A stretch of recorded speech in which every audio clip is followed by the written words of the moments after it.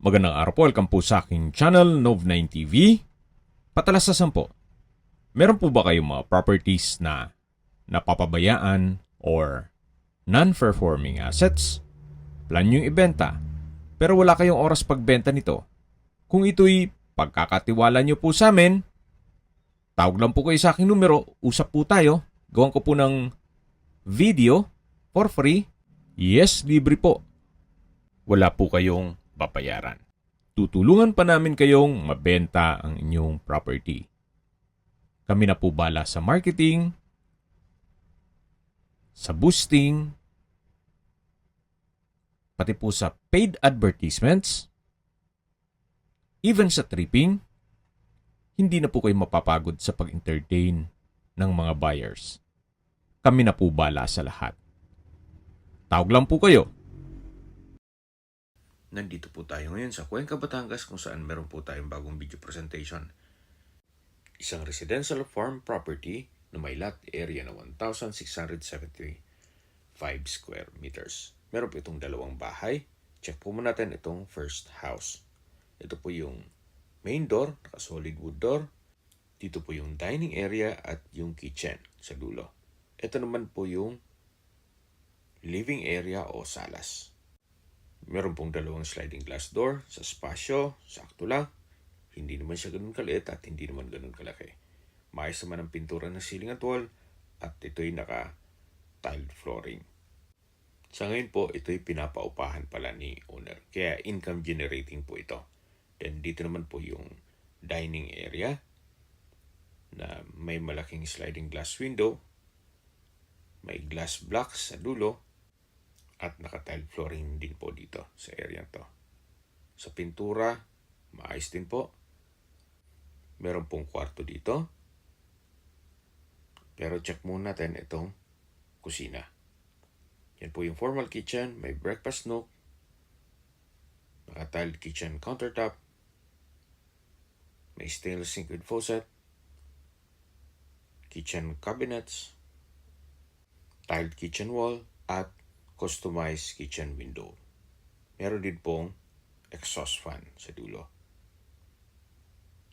Dito naman po yung first bedroom. Pasensya na po sa kalat. Gawa ng biglaan po itong pag-video shoot.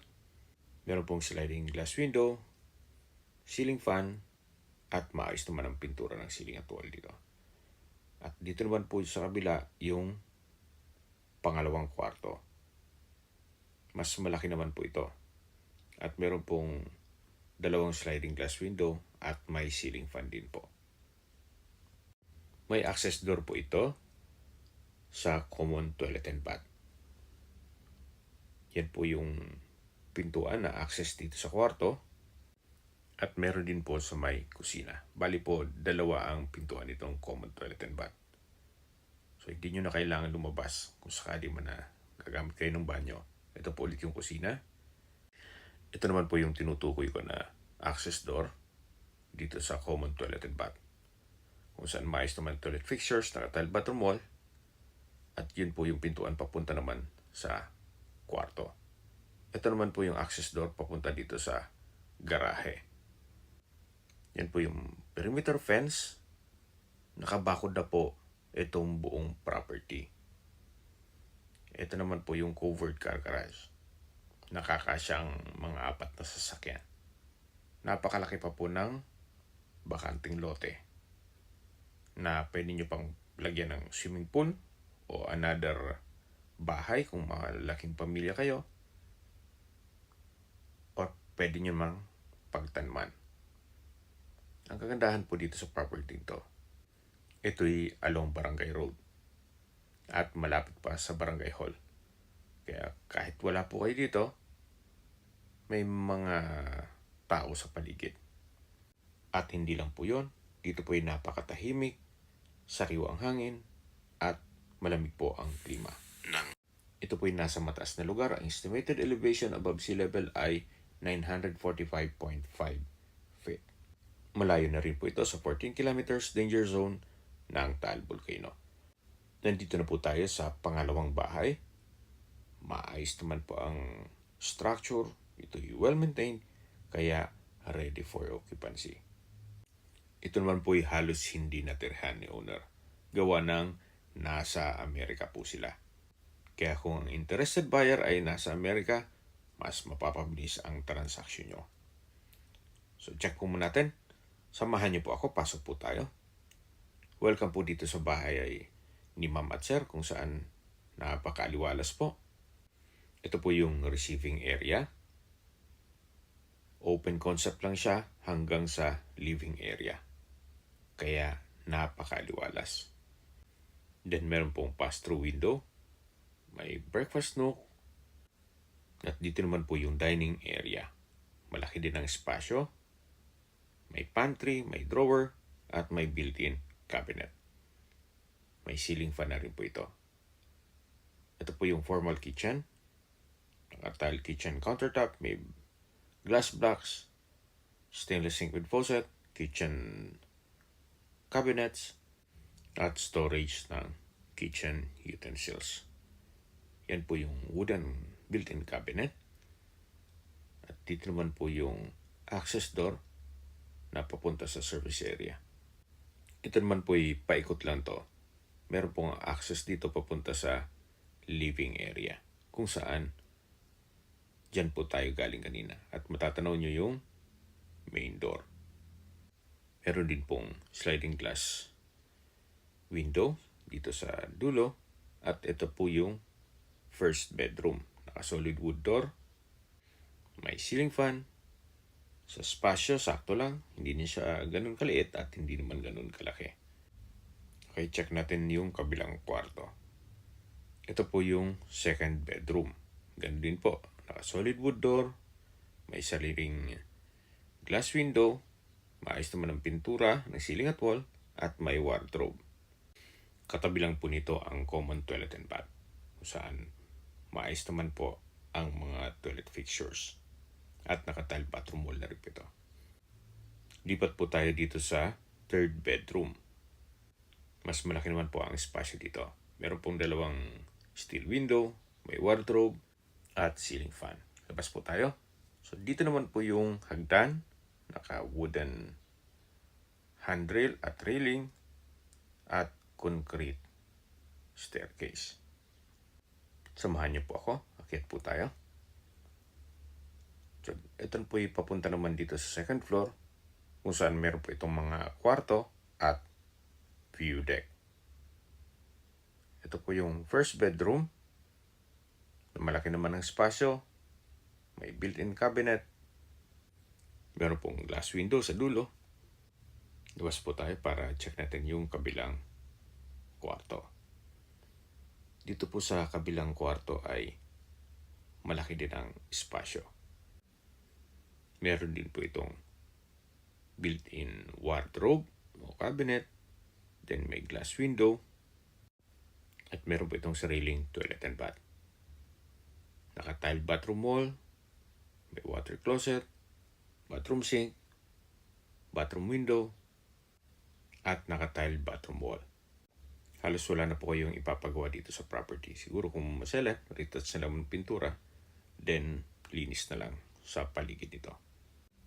At syempre, you might consider this property dahil sa binaba na po ang presyo nito. At pag-usapan natin sa dulong parte ng video. Ito po yung tinutukoy ko na view deck, balkonahe, o terrace, naka-tiled flooring, then yan po yung view ng Mount Makulot, at dito naman po yung bakanting lote na punong-puno po ng fruit-bearing trees kaya na langka, saging, mangga, nyog, papaya, at marami pa pong iba. Ang kagandahan po sa mga ganitong small cuts na farm lot ay less maintenance.